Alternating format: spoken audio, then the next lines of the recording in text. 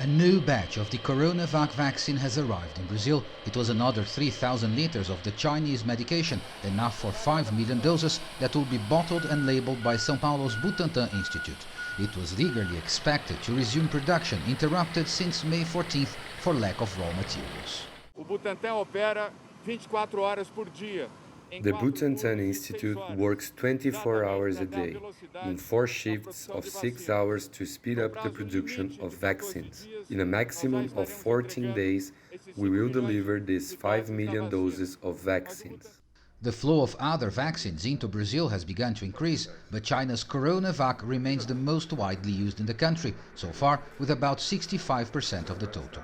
Almost 43 million people have been vaccinated with at least one dose, a little over 20% of the country's population. About 21 million have taken 2 doses, 10% of the population. No single-shot vaccine is being used in the country.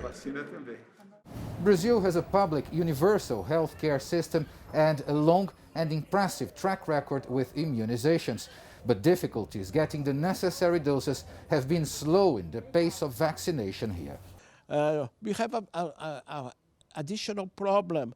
Many of the vaccinated people didn't came to get the second dose. Why this is happening?